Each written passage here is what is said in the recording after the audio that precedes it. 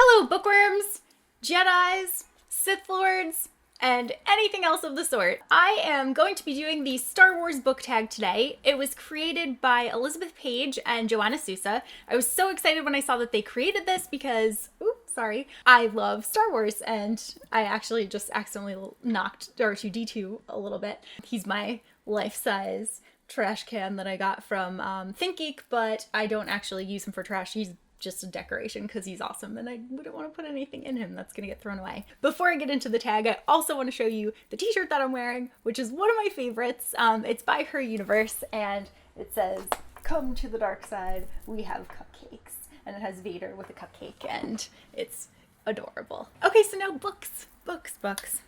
The first question is R2-D2, a book that made you laugh out loud. For this, I chose the Scott Pilgrim series by Brian Lee O'Malley. Everything in the series is just hilarious. There are so many pop culture references. I'm holding up one of the new color editions with my favorite character, Envy Adams, on the cover because she's awesome. So yes, if you're looking to laugh and you haven't read this yet and you like video games, I highly suggest checking this series out.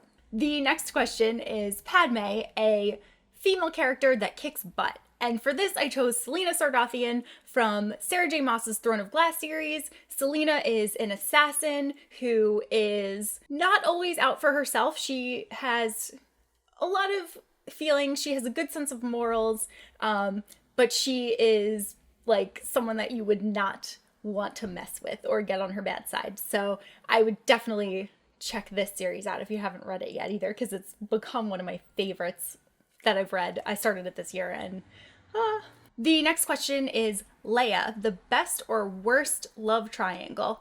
And for this, I'm going with worst love triangle, and that is from The Conspiracy of Us by Maggie Smith. I was just cringing when I was reading this because there is a guy that seems like he would be good for the female lead character, and then there's a guy that just seems like the worst ever, and she spends most of the book talking about how much she can't stand him and how she doesn't like his personality and everything, but then like she thinks that he's good looking. It was even just confusing that this would be a love triangle at all. I was like, oh, I guess that's what the author is going for, but it just didn't work in my opinion. It seemed really like an unnecessary thing to add to the story. Next is Luke Skywalker, a rising star author, and for this I have to choose Ernest Cline, who wrote Ready Player One. This is his first novel, and again, if you like video games and the 80s, you will love this book. So they actually announced too that it's going to be turned into a movie, and Steven Spielberg is going to be directing it, and it's going to be wonderful. But he is also coming out with a second book this year, so I feel like he is getting a lot more attention and it's well deserved.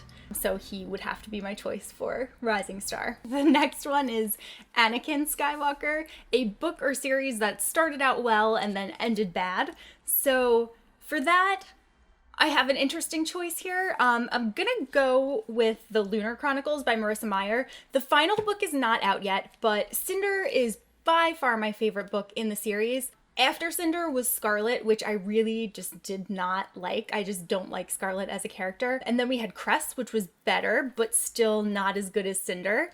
And then Fairest, which is like a prequel about the villain, which I did not like. Like, I gave it 2 stars because it's about the series, not even because I enjoyed like anything that was in it. And I don't know. So Winter's coming out at the end of this year, and I'm really, really looking forward to reading it. I hope that the ending will do the series justice, but as of right now, I feel like I've gotten kind of progressively less interested in what's been happening.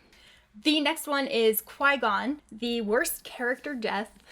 And for this, I'm gonna have to go with Sirius Black because as a child, this really, really affected me. To have this wonderful character, Harry, who doesn't have any parents or anybody that really cares about him in his life, like and then to finally meet this person that was, you know, best friends with his dad and who can finally sort of be like a father figure and uncle to him, only to have him taken away like very shortly afterward. It just like killed me. Like there were so many tears. There were so many tears.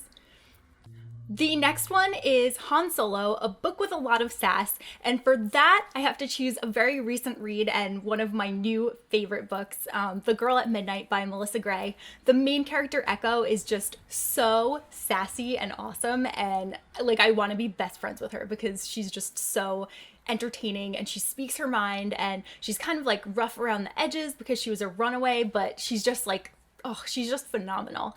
My copy of it is actually at someone else's house because they're borrowing it to read it, but it will appear here-ish.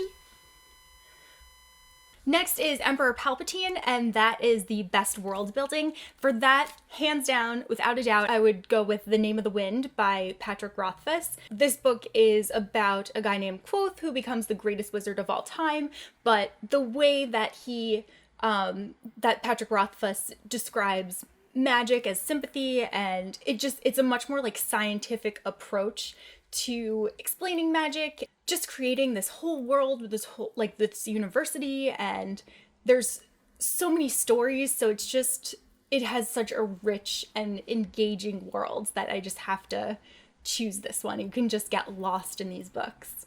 The next one is Obi-Wan Kenobi, and that is a book that you went into with low expectations, but that totally blew you away. So for this one, I'm picking a book that means a lot to me, and that is actually going to be Coraline by Neil Gaiman.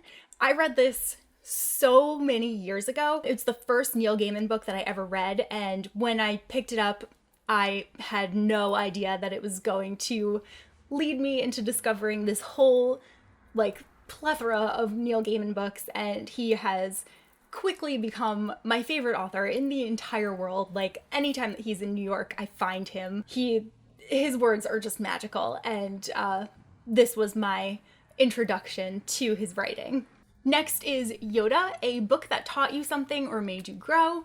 For this, I'm going to choose J.R.R. Tolkien's Lord of the Rings series. I read this a long time ago as well, and I feel like as a young person, it taught me a lot about friendship and just a lot of the things that are really important in life and how power can go to people's heads and it's not a good thing. So there are lots of life lessons in this little trilogy. And finally, question 11 is Darth Vader, your favorite villain. And for this, I chose Black Stash from Peter and the Starcatchers. It's a 4-book series by Dave Barry and Ridley Pearson. Yes. And Black Stash is the pirate that most of us have come to know as Captain Hook. The story follows Peter at a very young age before he even becomes Peter Pan, and it just chronicles his experiences on the island and how he meets all of the characters that we are familiar with. So this is one of my all-time favorite like Peter Pan reads, and if you haven't read this, you have to. So that is my Star Wars book tag. Anybody else who wants to do this, I totally nominate you for it because it's a really fun one to do, especially if you love Star Wars. And I will see you soon with another video. Bye! I also want to show you my t-shirt that I'm wearing. Yeah. I don't know, I'm getting too excited. I'm getting overly excited about Star Wars. Okay. She's always, I forgot what I was gonna say. Okay, so the next, I'll start with this one here. Bleep bloop. What's that, R2D2? You think that people should subscribe to my channel? Thank you. If you have been enjoying my videos, you can click right down there. That is the subscribe button that you are looking for.